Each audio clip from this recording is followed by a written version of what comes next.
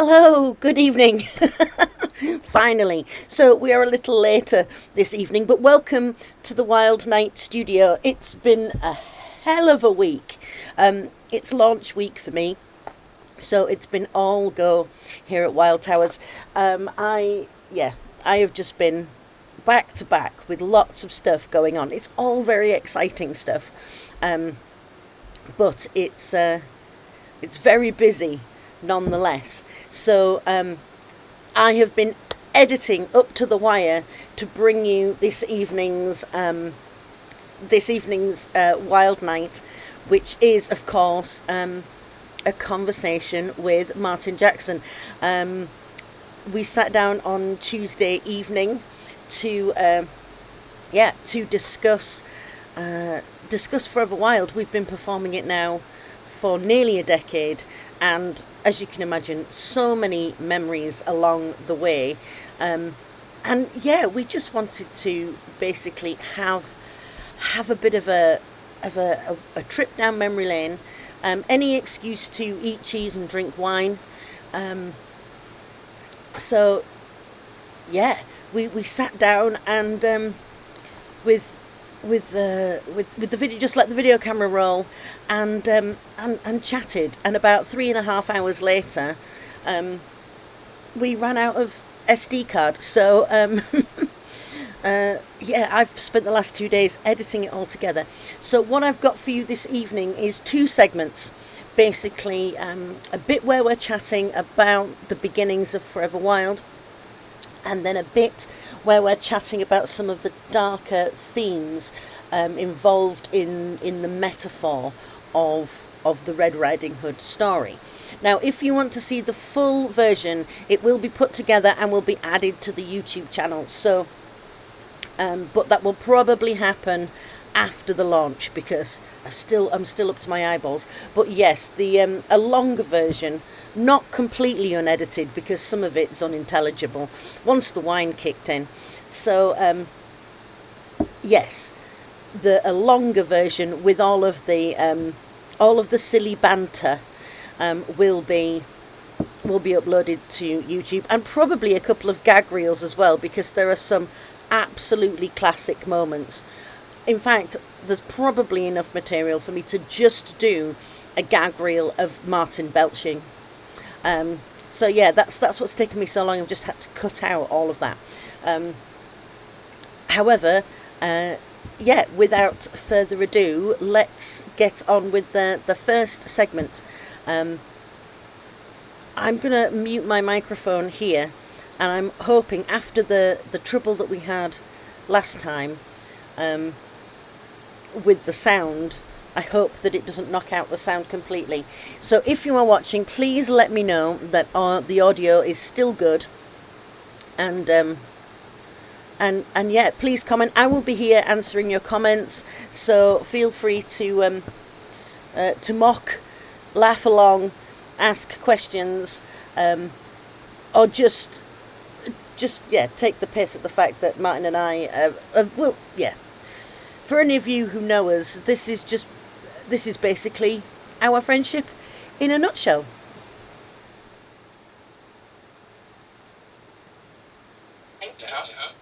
Well, cheers, my lovely. Cheers. Excellent video. Yes. Welcome to the Wild Mouse Studio. As you can see, I'm joined by Giggling Buddy and bestie, Mr. Martin Jackson. We earlier last month, we filmed a music video for Forever Wild, which was a massive thing for us. We've been performing this song together for years, nearly a decade, and it finally came to fruition. So we're going to chat a little bit about it, about our road to, from paper to rehearsal to first performances to a stalwart of our set, to actually being an official release, and then legendized in celluloid. Legendized in celluloid. Well, that's good branding. I feel like that should be a hashtag. So, cast your mind back into the mists of time. When I first brought you the song, first reactions? Well, Do you even remember? I do. I was literally just thinking about it because it was actually quite spontaneous because we just happened to be jamming together at like 2 in the morning in my old house. We just come back from the pub, whatever, and we were like jamming songs, like singing songs to each other, like very loudly, which we probably shouldn't have been doing at 2 in the morning. Oddly enough, my housemate at the time was mostly fine with it. It was the annoying neighbours who were expletive. And yeah, we were just taking turns, like singing a couple of songs, singing our own songs, and then she showed me Forever Wild. You just performed it, and I was like, "Oh, that was really cool." And she was like, "Well, it was meant to be a duet." Hint. Hint, hint.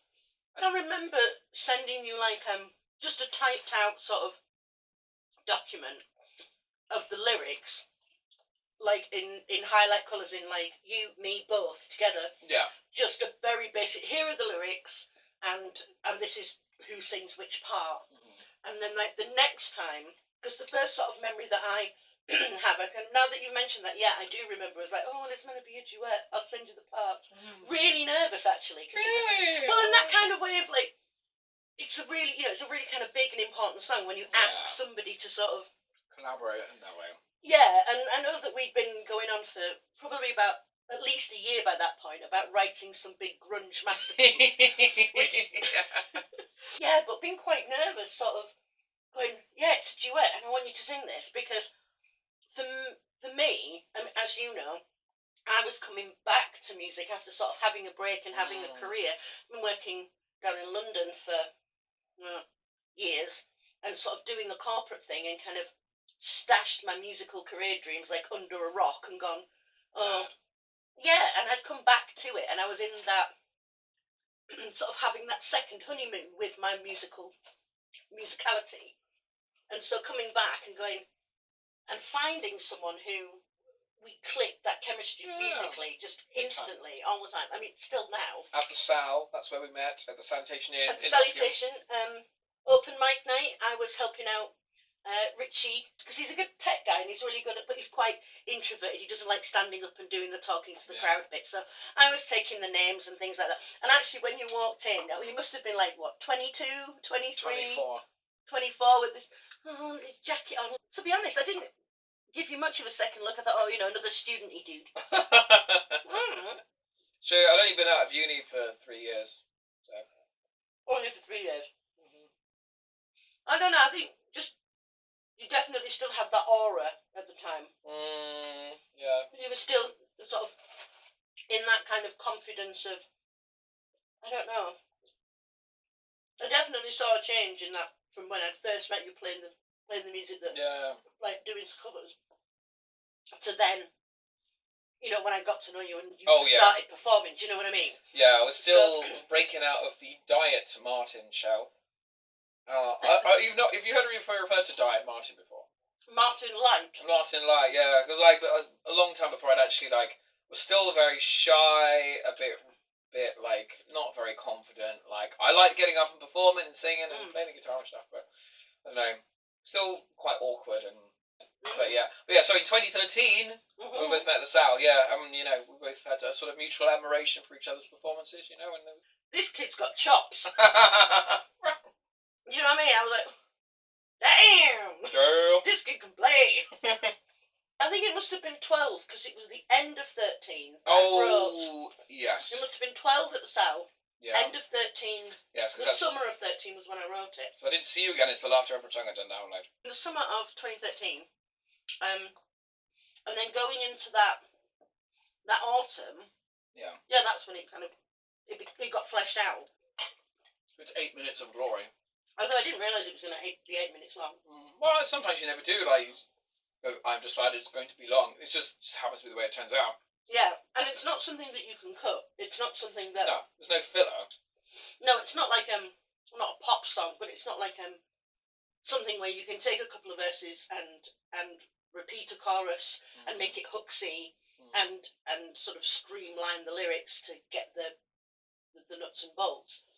It's a story, and if you cut anything out, you miss part of the story. So it was one of those things that I knew I had to be a stickler on. Absolutely, no compromise. The big moment for me, if we go back to like when I was like and here is the song. You had the lyrics up on the computer screen. Yeah.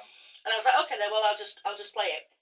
And as I was playing it, and I was just singing the whole thing, and I said just join in whenever you want. And when it got to the chorus, you just joined in with that harmony line. And you know when you have a moment and you go, I go keep singing. When you hear your own voice in harmony with somebody else's voice. It's a whole thing. Yeah, it's a whole thing. It's a whole mood. And having it, a song that I'd written knowing, as I say, when I was writing it, it became really obvious to me that it was going to have to be a duet because it was kind of call and response. It had two stories. Two perspectives, right? It's two different people singing. Weaving its way to one point, and then moving forward together from that point. There are so many levels to the metaphor of it. I mean, I was always kind of drawn by Red Riding Hood and that story anyway, but even more so, I was like, I'd obviously just like channeled this. You know, everything. I relate. And it was almost complete as I wrote it. And then as I had another verse, I'd get my BlackBerry out of my pocket and I'd just write it. And then I'd put it back in and I'd carry on. And the verses didn't come in order either. No. You know, they kind of, and then I put them together. So that moment, hearing that harmony in that moment, it was like the full stop at the end of the writing the lyric, putting that full stop and then just hearing that. I was like, oh, and I seem to remember just let's do it again. Yeah. And then I was like, no, do it again, because I want to hear it. And I think we were supposed to be going out. Either we had a gig or we were going to see somebody else's gig. I think we were going to the Greyhound, and we were supposed to be leaving. And I was like, no, just do it again. No, we just do it one more time before we go. It was like a real proper magical moment. Very similar to the moment that when we were recording it with Josh, and we got Matt Tarlin in to come and do the violin. Oh! Exactly. And I was like, you know, when you sort of sat in the room and the guys, you're trying to sort of explain to a session musician what you want. Yeah. And you're like, kind of, want a bit here and a bit here. And then I felt like I was being a bit sort of awkward and a bit, I said, I tell you what, I'm going to go and put the kettle on. And you guys sort of, so I kind of walked out of the room. So the pressure was off from, that the songwriter wasn't there, and let those two guys as musicians just play about with it. And then from the kitchen, well, I heard them run the track and him start playing over the top of it. And that was another moment that was just like fucking goosebumps. Yeah, and the violin is such an important part musically because it represents red in the song, okay. And obviously your part represents the wolf. So at first we've got the acoustic guitar, which is very mandolin-esque, and I think Josh echoed it with some mandolin underneath it to pick out bits in other places. And then obviously the epic lead break at the end. Woodley. Wee. Chugs. That's the one. Yeah, then we rehearsed it together. Mm-hmm. A couple of times. And then we just went out and gigged it now and again. Whenever both of us were at the same gig, we just happened, performing, one of us would get the other up to play the song. But the first time was your birthday, wasn't it? Yes, at the Greyhound, which no longer exists. Oh, sad times. We missed the Greyhound. It was a special evening. I think we did a couple that we did a bit of a set, didn't we? We did All She Wanted, and we did Been Here Before, yeah. And Evanescence, our staple of covers. Evanescence, obviously Nightwish. We should record our Nightwish cover. It's so good.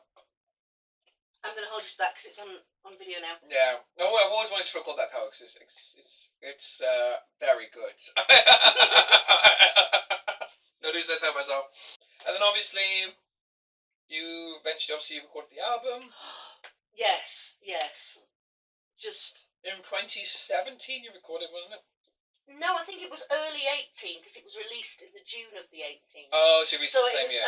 It was when we had all that really bad snow, and I was down in Dorset. Yeah. And we were snowed in, and I was on the Isle of Portland. For those of you who are familiar with Dorset and Portland, there is one road in and out of the island, and it had roadworks on it for a start, and then it was high winds and snow, so occasionally it was shut. So there were some days when I couldn't actually get off the island to meet Josh to go to the studio to record. Oh my God. So at one point I thought I was going to be stuck on the other side Oh my God. because the snow had happened, and we thought, oh, I'm going to have to stay at the studio. So he was picking me up in the centre of Weymouth, and we were driving out to halfway to Dorchester every day. There's just moors and then a little row of 5 little cottages, and then we'd spend the whole day there and then come back in the evening. And then I'd get on the bus and go back up to Poland. There were long days, and it was cold and snowing and all sorts of crazy stuff. But it kind of made it a bit more magical, I think, as well. It made it a whole... Every day was an adventure. Every day was an adventure. In fact, done like that. But yeah, then we recorded it. Then we did the launch at the Tap. Yes, yeah. So you basically played the whole album, really. And then also I joined you. I accompanied you on the other songs, just on guitar and like the occasional harmony, and obviously I sang with you on Forever Wild. That was the first time you did the dangerous guitar swap mid-song live. Yeah, so it's acoustic and obviously in the first 2/3, and then switched to electric later on. Obviously, yeah, I was like, I'm going to use both. So why not? We'll do it in the middle, and we had like a verse. A whole verse, change guitar. A whole verse and tune up. Easy. It's nothing. Easy. We've got 2 videos on YouTube of the launch, which is the Howling and Forever Wild. It's just a one static camera shot because we just had to set it up before we went on. But I don't know. I really like that performance. I don't know. It felt really good. It was good. Another performance I really enjoyed is when Zero joined us on drums and we played the Sal supporting Perkelt. Oh, that was a great gig. That was a great gig. We had much fuller sound. We actually managed to get a rehearsal in. Oh my God, yeah. Actual rehearsal. Holy shit. Oh, in a rehearsal room, not just in someone's living room. Actually, a real rehearsal. And we ran through the set a few times, and yeah, so I think we felt like a bit of a band rather than 3 random people who just happen to know each other and play music together sometimes. Yeah. We had more of that feeling. One of my favourite times we played that song, actually, or when I performed with you at all, was when we played Jenny's birthday. Jenny from Evil Scarecrow. She manages them. And one of the songs, obviously, we played Forever Wild. We did a couple of covers as well. But where was that? Jenny's birthday? Where was it? The Sal. Was that the Sal as well? Yeah, just the 2 of us. And we did a load of covers together. Yes. And during Forever Wild, one of my guitar strings broke. I didn't have any spares, like a fool for once. And so I was like, so I just have to sing the rest of it. I have to forego the guitar solo. Never mind, I'll just sing the rest. And actually, like, obviously the final Wolf verse happened. I was like, yeah, fucking smashing this. Yeah. And then out of nowhere, the guitar tech back then, he's now a member of Scarecrow now, Dean. He comes back literally on the last line of the chorus before the guitar solo is meant to start. He literally hands it to me. I'm like, how did you do this? I was like, he must have done something with the string. I can't remember what he did. He worked his magic, and suddenly I had a guitar again. And so, like, 10 seconds... He literally came and took it. He saw you struggling, didn't he? And you were like, he just took it off you and disappeared. I can't remember exactly when it broke in the song, but yeah, he had only a short amount of time to fix this guitar. And then by 10 seconds before the guitar solo, there you go, mate. Oh! Willy! While I'm also like, I'm still singing like that. And then off we go. So it was a pretty special moment. I'd forgotten all about that. That was amazing. Yeah, that was a while ago. I was having a tough time back then. I'd only just started taking singing lessons again because I'd beaten my voice into submission over years of, and it was only, I'm not going to go into too much detail about it, but the reason that it's particularly relevant to Forever Wild is my original vocal for that song was very, very different to how it is on the record now. Honestly, it's better for it, actually. Because initially, I was like, I discovered in sort of 2011, 2012 that I'd got this range I didn't realise I had, and I just wanted to use it for everything! For everything! So first I was like, yeah! Like, for everything. Like, Esme's there crooning away, and I, yeah! Like, straight away, like... obviously, a couple of years later, I went full-time as a full-time musician and singer, and if you've got even one small technical problem with your voice, if you keep doing it and repeating it, it starts manifesting, causes other problems, and it becomes unsustainable. And anyway, when we started recording the bits, and I was really struggling. I was still trying to put my voice back together. I was basically having to build it from the ground up again. And obviously I couldn't do what I'd used to do back in like 2012, 2013, 2014. And it worked because it meant that the vocals started lower and softer and obviously building intensity over the course of the song, which makes sense in terms of the story arc, rather than just hitting it with the Grand Prix straight away, as our good friend Craig used Mariah to call it. Jackson. So, but there was one point actually because I tracked all my parts at home and I sent the files over to Josh. Yes, we weren't even in the same studio, were we? No, I was even. So I recorded my vocals and all my guitar bits at home and then sent the files over and then you import them into the session, but it was really tough. I was really struggling to record or sing anything at the time, and also I'm still a full-time musician, so I'm going out and playing shows with a voice that's fucking toast and still trying to rediscover it and work out how it works. Well, credit to you, mate, because I actually like this version better. Like you say, it's got dynamic. Yeah, big time. There was one point actually during the sessions where I called you up almost in tears, I don't think I can do it. Because obviously it builds towards the end. I couldn't, even if I'd simplified the melody, made it less difficult and not reaching into which the high. Would have taken away something from it. But I was I can't even do this simplified version. I was really, really, really, really struggling. It was horrible. And I just kicked your ass about it. I mean, it was. I can't remember how it ended. I know there was an original deadline and I couldn't do it because it just wasn't good enough, and I was just getting more and more frustrated. Yeah, I mean, I think we used the first lot that you sent over, the one that you said no, you're not happy with it, you didn't want to use it. We used that as the guide track. It was going to be in the same places, so Josh had something to work with. And I was down there for 3 weeks in total, doing the whole album. So the 4 days ish that we had to do Forever Wild, and I was like, right, we're starting Forever Wild now. Send me your parts. The next day you sent the parts, and then you're like, no, I don't want to use them. But by the end of the 4 days that we were working on that track, we had something in there for Josh to work with. Yeah, there was at least a template. Yeah. And like I said, the guitar parts he could work with those. It was just the vocal. And I think you did send by the end of the 3 weeks. Yeah. I've been gradually chipping away at it.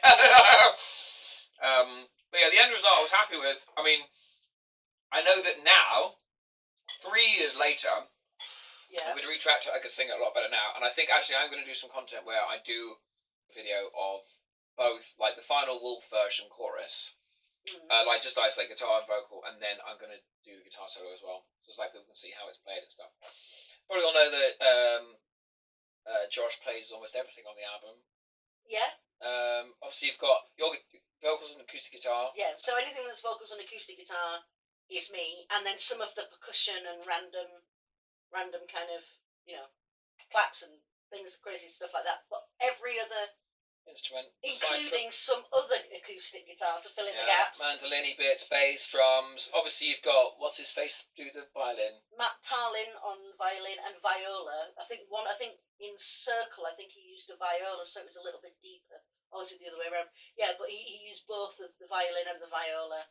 So we got a session in, we got Matt Tarlin in to do the strings, but everything else is Josh. Yeah, and then obviously yours truly on Forever Wild. That's the one. Obviously, launch gig, a couple of other gigs, and then that next part of the story, she did Dirty River last year, so obviously doing music videos after the fact. So obviously you've got this whole body of work, and songs don't really die, even if they're old, because a song only really becomes a liability when it stops being managed, and you're managing both these songs exceptionally well, with this amazing video for both songs. Yeah, I mean, as a multi-passionate creative, I do so many different artistic, endeavours, and I want to incorporate them all, especially the storytelling aspect. And that's when it hit me that I'm more of a storyteller than I am of any of the other. It's the things, the music or art or dance or fire performance or writing or any of these things. They're just the medium through which I choose to tell a particular story. Oh, yeah, totally. So the ones that I'd chosen to tell through music, they needed a visual now. So I think that's why I came round to, right, okay, let's do videos for all of these. So, and actually on the album, most of the videos are planned in terms of treatment and theory of what they're going to look like, and so it's just coming around to getting them done basically one by one. Obviously, Jay, who's done both the videos, Esme in touch with him because I've been working with him since about 2015. He's done all of the Confide videos to date. I think it's 7 or 8 of them now. He originally did it with the Unashamed video back in 2015. Esme had seen the quality of the videos I was doing because obviously previously the Unashamed video was just like a performance video, whereas with other videos like C'est La Vie and UNICEF Kingdom, like there was a lot more storytelling in those. And Jay obviously works with a lot of bands, and so he found it very exciting to be working with concepts that were more, because I am just a solo artist, and obviously I'd done like 3 videos where it was literally just me performing, singing the song, like playing the guitar. And I was like, it gets old after a while. You can't do it over and over. No. So when it came, unless with a solo artist, and it's only just one person, it's like you're choosing shots between different people. So not only did you have to be creative with those, when I started bringing in story and narrative elements in, especially with UNICEF Kingdom and obviously Sweet Nothing's most recent one, like, he really showed how well he could bring a concept and a story to life that way. And I think and so Esme was like, aha. Yeah, definitely. Because that's essential. I mean, yes, there is a performance element, of course, to the videos. As I mean, seeing Dirty River, I think that's why Jay was so eager to get in on Forever Wild. Not only is it twice as long as the normal music video, which sorry Jay, but it's a very definite story narrative concept that in some cases is quite rigid. You need to stick to it because the lyrics are telling the story and the action needs to follow it, and it needs to still make sense without, and fit in the right places, and have continuity. Exactly. But even on the day when we were on set, I think I was, I'd had conversations with him leading up to it, but I was still on set trying to sort of explain it a bit, and he's like, I've got it. And you're just passionate at the end of the day, and that's what you want. You'd rather have someone that's saying too much than someone who's just like, I just want it to be a video, really. To be fair, yes. I bet. Because then you can at least filter out the important stuff rather than have nothing to work with. Let's talk about the shoot then. Right, so that's the first half of the video that I've been able to put together. There is, as I say, so much footage. I forgot to unmute my mic. Yes, that's the first half of the video. There is so much footage, and the next section, in the long version, we then go into the film shoot. Obviously, some of Martin's experiences and some of his memories. Obviously, we talk and shower love upon the beautiful Nanook, our Wolfie Pooch, who joined us for the day. Along with his humans, Julie and Dan, who drove all the way up from Sussex, bless them, to take part and allow Nanook to take part in the shooting of Forever Wild. But seeing as a couple of weeks ago I did cover a lot of that, I felt that it would be just repeating it here, and actually I thought it would be more interesting for people to get into and listen, and for you guys to start the conversation talking about some of the deeper themes and meanings behind Red Riding Hood. Most of you know it as a fairy tale. I've mentioned it several times because it is an ongoing theme, and it definitely is for this season while we're releasing Forever Wild, while we have the Into the Woods prints available, while all of these things kind of are related to, I'm going to tell the story. So it's a great opportunity to start a conversation, especially around themes of feminism, misogyny, discrimination, gender stereotyping, all of these things. So the next part of the video, Martin and I went in to discuss that. So if you want to see Martin's recollection of shoot day, it will be up on the YouTube channel. So that's Esme K Music on YouTube, along with today's Wild Night. Once it's over, I'll upload it again tomorrow, so you'll be able to watch it from tomorrow on YouTube. And that goes for the same of all the other Wild Nights. If you want to take a look back, you can see all of the episodes are up there on YouTube. Right, so let's get back to the video and find out. Yeah, and I'd really love it if you guys can stick something in the comments. If any of the themes, if you've experienced any of the things that we begin to talk about, what's your opinion on, are you a feminist? Are you a feminist ally? Have you had experienced microaggression and misogyny? I want to hear it all. So, let's get back to the video.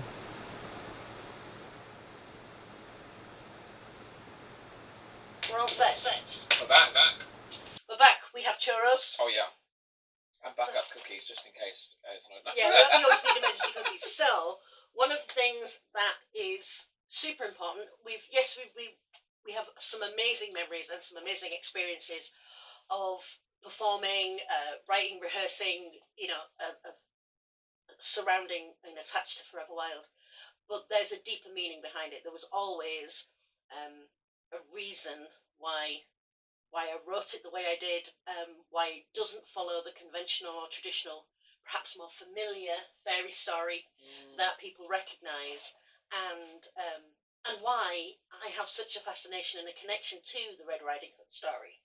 So did you know that originally the Red Riding Hood story didn't have a woodcutter in it at all? Okay. No, I did not know that. And it was a story told by women, for women, specifically for young women on the edge of womanhood. They were, and when they hit their adolescence, it was a way for them, for the elders, for the grandmothers, to tell the young girls about starting their period, about their body changing, Right. Okay. about their own sexual desires, and how their awakening sexuality would be coveted by the men in their community. Right. Okay. And so it was a cautionary tale in so much it was like a red room, not an Avengers Black Widow red room, but an original sort of tribal red room or red tent kind of. Gotcha. Women talking about their bodies, or things that were possibly seen as being taboo. Let's say talking about cycles, being in cycle with the moon, the fact that your emotions go through this cycle, that people will, say you've changed your behaviour, you're grumpier, or you're feistier, or whatever, which lends to a kind of lycanthropy, or lycanthropic kind of personality, that you have this lunar cycle that changes your personality. And also the journey of Red Riding Hood, obviously her hood being red, journeying from mother's house, the protection of her childhood, to grandmother's house, which is the wisdom of the crone, this kind of cradle to grave journey, and saying that along this journey you will have your cycles. You are going to become a woman, and the wolf will be with you. It's that you are going to change as you become a woman, and the hounds will be sniffing around at your door, if you like. They will sense your scent. They will know your blossoming womanhood is coming into fruition, and they will be all over it. And it was how to deal with that, how to retain their autonomy, and how to keep their wolf in check, or rather how to allow their wolf to protect them, because the only thing that can beat a hound is a wolf. Yeah. So that's the original purpose of the Red Riding Hood story. I did not know that at all. So it was then sanitized and to somewhat Christianized when it was changed so that Red Riding Hood needed a saviour and a suitor, and it was changed so that the wolf, do not embrace your own sexuality, the wolf. If the wolf tempts you, i.e. if as a young woman you are tempted by your desires, ignore the wolf, stay on the path only consort with pre-approved suitors, i.e. the white saviour of the woodcutter, who is much older. He's a grown man compared to Red Riding Hood, who is a child, but she's allowed to share her picnic, allowed to share what's in her basket with the woodcutter, but she's not allowed anybody else to take it before she's had her picnic with the woodcutter. And then, of course, she goes on to Grandma's house, where the wisdom of the crone, the old ways, because grandmother's ways are not Christian enough, that's why she's tempted by the wolf. That's why she gets overcome by the wolf. And in the original story, yes, when Red Riding Hood got to grandmother's house after learning the lessons and embracing the wolf, she finds the wolf in grandmother's clothing, but actually it is grandma. Yeah. And grandma sheds her skin in a werewolf kind of way, returns to herself and says, yes, you can live like this. You can go backwards and forwards between your own power and the power of the wolf, your cycles. And when you get to a certain age, your cycles stop. You know, and grandmother knows this, but she still has her inherent sexuality. With the sanitized version, we see that the woodcutter has to come in and save Red and Grandma by splitting the wolf in two, and out steps grandmother whole. But yes, if there hadn't been a man there to save them, they would have been consumed by their desire. Wow, that's really interesting. I didn't know any of that at all. Oh. Yeah, it's interesting about how so many folklore tales, and obviously, especially like pagan traditions, have obviously been like sort of monotheism, especially Christianity, just tried to record over them. And they're the ones that like to moan about cancel culture, right? Yeah. I mean, not something like colonization is literally the epitome of cancel culture. Yeah. Erasing people's history. And I think the most insidious thing is that it doesn't erase the myth and give you a new one. Like tampers with the existing one. Yeah, it twists the meaning. Yeah. And this is something that happens because a lot of older indigenous traditions are oral traditions. They're spoken storytelling. They are either round the campfire, tell the story, or they're bardic. They're in song. Yeah. And so this, as we know, telling a story in song is a much more powerful way to make an emotional connection.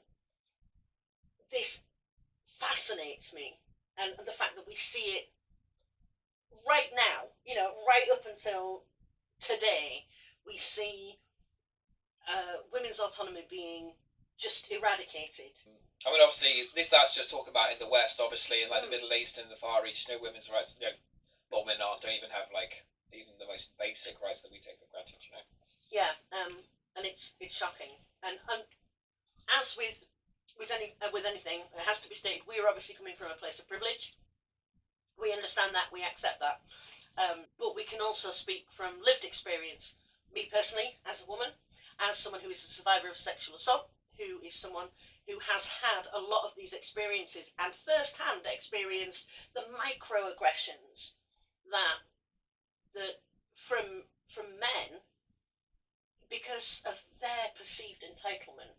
And strangely enough, you've shared a lot of those experiences with me because we've been out somewhere. Yeah. And thankfully, Martin is a strong feminist ally, which is one of the reasons why I love him to bits. Because he gets it. Because I like women. People. The Sex Discrimination Act came in 1975, which is when it made it law that you couldn't discriminate against somebody because they were a woman. That's 3 years before I was born. That it was made law that you couldn't discriminate against somebody. That is still a good 30, 40 years after the end of the war, when they'd only just got the right. Even though women were absolutely essential in the war effort, it was still illegal. It was still legal to discriminate against them. It's like, all right, fine, you helped us with the war, you have the vote, go on then. It was a product of that, the land girls, and the fact that a lot of the women that were left behind when the men were drafted, they did go to work in the factories. Exactly, yeah. And they were essential, as Martin just said. And then afterwards, the men come back, and first of all, the men are too traumatized to actually go back to work in any real capacity and be expected to function, which is why men need feminism as well. Damn straight. Because they were expected to not have any emotions, not have any feelings, be ultimately patriotic about it, not be affected by any of the horrors or atrocities that they'd seen or experienced or witnessed, or even been party to, depending on what their role was, and just sort of suck it up, and then also go back to work. And the women who had found, actually, we can be quite independent, and so what? My partner, they are ill. I want to go and support them. I'm quite capable of holding a job while they stay at home and do, and rest and recover and recuperate and take on some of the household tasks. But that wasn't seen as being, cool. That was shamed. Yeah. Shame is the big one. It's one thing to talk about legal standpoints when it comes to things, any kind of prejudice, whether that's sexism or transphobia or racism, whatever. Just because something is illegal does not mean it still happens. Like racism and sexism is still built into a lot of the way our sort of social systems. Even though it is technically illegal to discriminate on grounds of gender, sexuality, race, whatever, people still do it. And ultimately, that's what makes it a systemic problem. Something that is embedded in our culture. So we're going to bring it back to talking about Forever Wild, and this story particularly looks at misogyny. Yeah. It looks at the way that in our story we see Red is quite capable, a hunter. She's capable of fending for herself. She's also quite ready to take on the risk, if you like, of going to hunt this creature which her community and her village or whatever, her community say, the wolf isn't to be trusted. The wolf isn't, avoid the wolf. Yeah. And if we want to say that that's out your sexual desire or your autonomy or your power, they're telling her on a metaphorical level, don't go looking for the wolf. Don't try and find your power. Yeah. Fit into this box. Stay on the path. Don't go into the woods. Yeah. Don't step away from conformity. Stay in your place. Keep silent. Keep small. Stay in your place. And she defies them.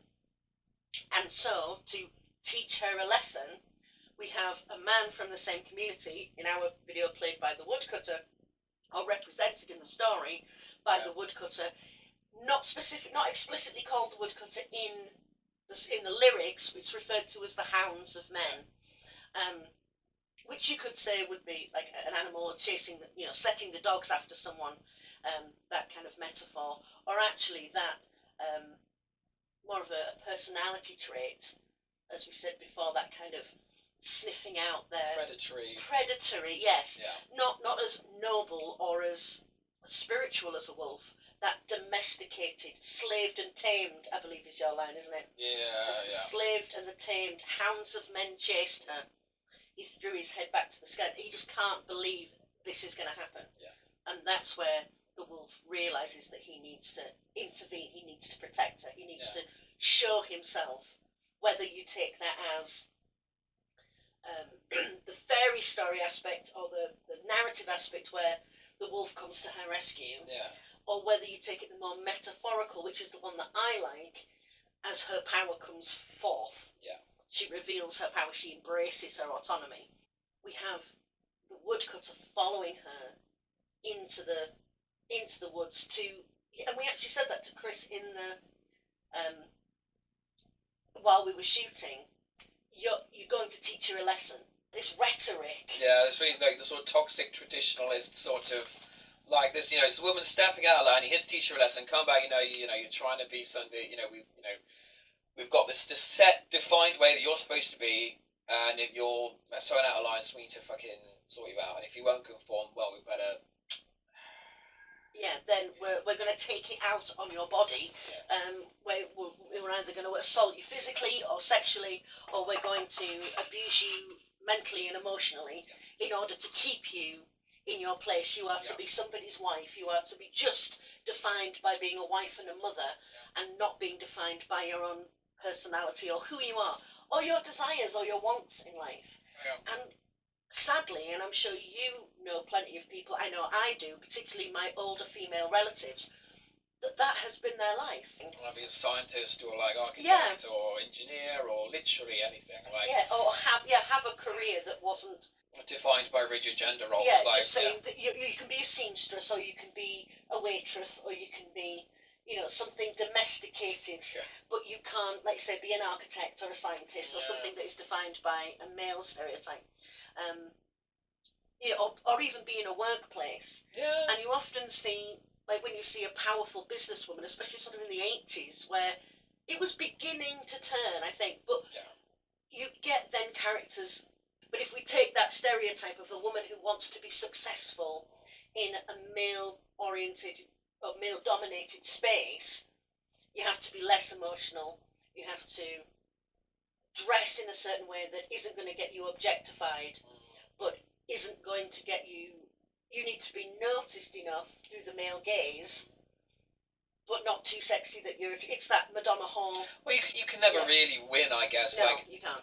Put on the the suit and everything, and then it's like, oh, she's trying too hard. It's like, oh, are you not really a woman, really? Are you? Then if you want to like wear a dress, or whatever, and then you get like, wolf whistle and catcalls, exactly. Because you're either everything that you are as a woman, or is perceived, your value as a woman is perceived through a male gaze, through the lens of the patriarchy. That what worth are you to a male economy? And something that I'm very interested in now is building a culture of women who are saying, actually, no, that's not the way we want to do business. That's not the way we want to just walk through the world. It's okay to be emotional, to be passionate about subjects that are seen as taboo or sensitive, or talking about things in spaces that make people uncomfortable, because I have a right to speak about these issues as anybody else does. And just because you're making somebody else uncomfortable doesn't mean you shouldn't talk about that subject. And if somebody else is uncomfortable, they can either ask questions and engage and better themselves, or they can leave that space. Unfortunately, what happens more often than not is somebody tries to plant their entitlement and enforce and impress that entitlement upon you, saying, well, this is my space and I don't want to hear that in this space. Well, it's like, well, you don't own this space, it's a public space. A few years ago, when the catcalling law was brought into and became part of the hate crime, which in Nottingham was one of the first places for catcalling to be added to the specific list of hate crimes, it was definitely seen as spaces you can walk through. And this is something where I think, I know I've experienced with you to a certain extent, but you'll never be able to experience it because you yourself will never be a woman walking alone. No. You'll be a man walking alone through a space which has its own scariness. But every time you're walking with a woman, you will be with a woman in a space, therefore, to anybody on the outside, you'll be perceived as her property. So much that a guy will speak to the other guy and not speak to you, and they'll ask their permission to speak to you or to... Do you know what? It's quite funny. Even close friends of mine, when I'm with my girlfriend, like, they will, like, ask permission to hug her. It's like, I don't own her, right? She's her own, but you don't have to ask me permission for anything. Like, honestly, for something as innocuous as that, it's like, Martin, I hope you don't mind. I was don't fucking mind. Martin, do you mind if I... No, why are you talking to me? Talk to Kath, the actual person. Like, my God, it still amazes me. Like, even that subcultures like that still pervade. Like, it's quite rare that that would ever happen the other way around. Like my female friends go up to me and they just hug me and stuff. They wouldn't suddenly turn to Kath and say, do you mind if I just hug your boyfriend? Like, That never happens. No, like, no, it never happens. So it's fucking bizarre.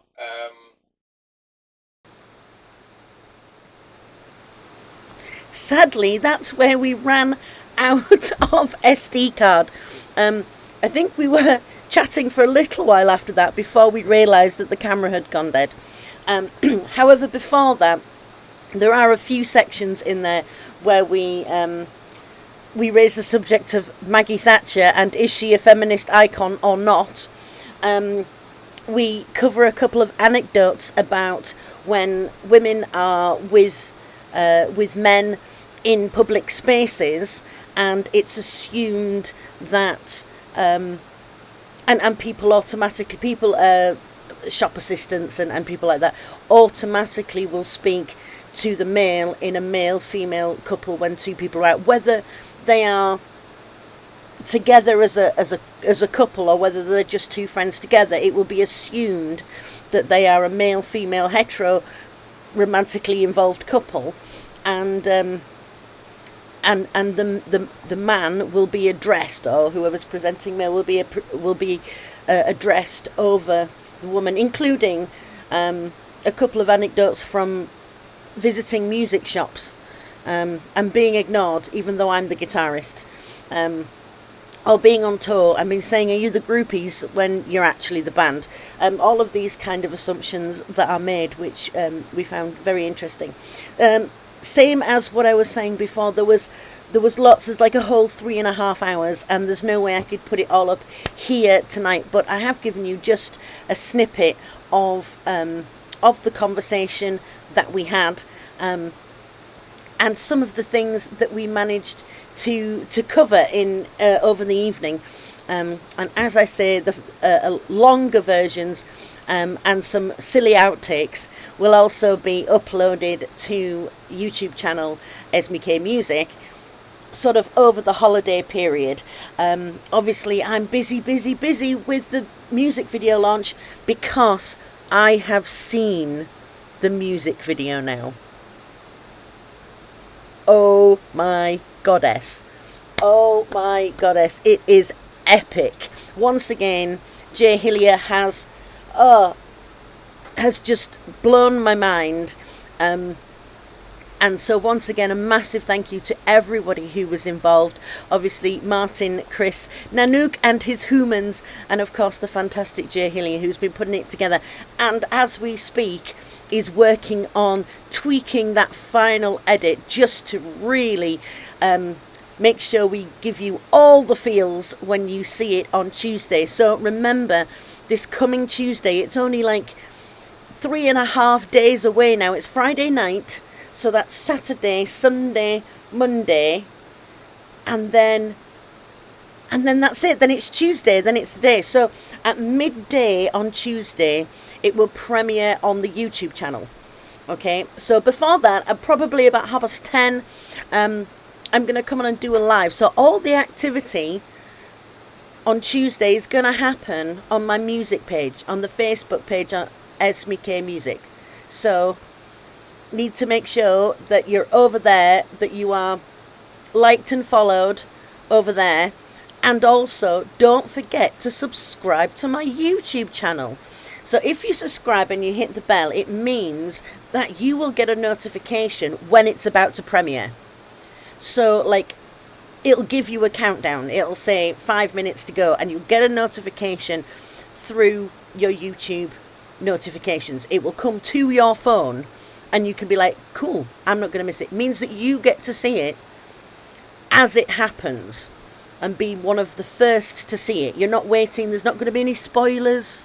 You can see it right there and then. I'll tell you something, I'm going to be watching it. I'm going to be watching it with you. And then immediately afterwards, about 12:15, I'm going to come on Facebook, but on the SMK Music channel. So I'll be on SMK Music Facebook page. I'm going to come in and do a live Q&A. Really, because I'm just so excited to share it with all of you. And I want to hear what you think. I mean, we've been talking about it all week. We've talked about these themes of Red Riding Hood. You know, what are your thoughts on this new take on Red Riding Hood? Did you know about the old woman's, not the old woman's, the old tale of women's autonomy in Red Riding Hood? The fact that it is a lesson for young women on the cusp of their womanhood. Did you know that? What do you think about that? Do you think that we should be bringing this back and using it as a way to teach our young menstruating humans better how to navigate their monthly cycles? So, lots and lots of exciting things. So we have also talked about a lot of stuff today, so please go and check out the people that we mentioned while Martin and I was chatting. Obviously, Martin is his solo project Confide, which you can find on Facebook and YouTube and all of the usual platforms, Spotify, etc. You can find his music at Confide, and that's spelt with a Y, because that's just what he's like. It's how he rolls. So Confide with a Y. Go and check out his solo music. Also, if you need a function singer, his day job, if you like, is as a professional gigging musician, which in these times, you know, how many people actually get to fulfill the dream? He is living the dream. Jammy sod. So yes, go and check out his music page. If you want a function singer or a wedding singer, or you have a special occasion, and he's able to, well, he knows just about every single song. And the really annoying thing about him that makes him so amazing and talented, is so annoying, is that he doesn't even need to know a song. He can look at the chords, kind of think about how it goes, and still nail it. Don't you just hate him? Totally hate him. No, I don't really. I love him to bits. Yeah, that's how talented he is. So he can tailor whatever you want, whatever kind of sound and vibe you want, whether you want it funky and disco, or kind of smooth and soul, or if you want rock, or, you know, 15-minute epic long Opeth tunes. He can pull them all out of the bag. Also, we mentioned Evil Scarecrow, our good friend Jen Hill, who is the manager of Evil Scarecrow, and briefly mentioned Dean, who is Count Gravedigger now in Evil Scarecrow. Those guys are amazing. They check out their page and their channels. They are our local heroes in the metal world, if you like. They have played Donington, they have played Bloodstock, they have been on, and they've just appeared in a Christmas movie. How mental is that? So if you've got, I think it's Sky Cinema now, Christmas #1, they have a little cameo in that. So go and check that out. That's always fun. They are bonkers. That's all I can say. And all of them are utterly gorgeous people.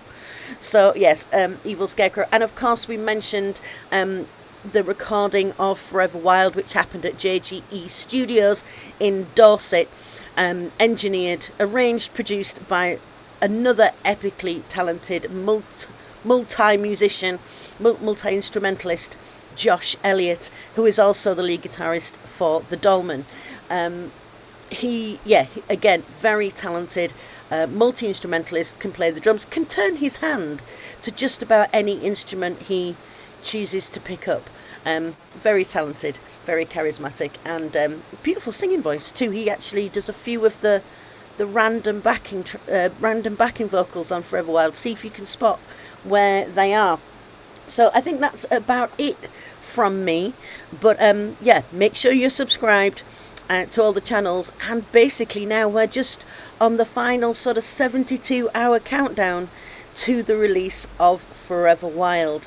So it's going to be the holidays soon. Next Friday is actually Christmas Eve. So I'm going to be with my family. I'm not going to be in the Wild Night studio. So it's probably going to be a little bit of a pre-recorded message from me, just to wish you all happy festive holidays over the season. Last orders for the website, however, are going to be on Sunday. So this is your last chance to pick up one of the Into the Woods prints. And now that you know a little more about the story of Red Riding Hood, doesn't it all make sense now? So if you want to make sure that you get a copy, I will be posting out CDs and prints, which is what I have here at the studio, will be posted out on Monday. So last orders is Sunday night at 8 p.m. so that I can get them ready, get them in the post on Monday, and fingers crossed they might even get to you before the holidays. So as for drop shipping, so any of the apparel, check with the drop shipper of when they are sending or closing down over the holiday period. They might not even be, don't know. I imagine they'll at least have a week off. But yes, so thank you once again for tuning in this evening, and if you missed it or if you catch it on the replay, put me a hashtag replay in the comments so that I know that you've been watching. And of course you can catch the full thing over on YouTube tomorrow, along with the extended versions of mine and Martin's chat, which I'll be putting up over the holidays. So don't forget to tune in next Tuesday, ready for the music video premiere of Forever Wild. Until then, I'm so excited, I can't wait to share it with you. Until then, stay wild. Good night.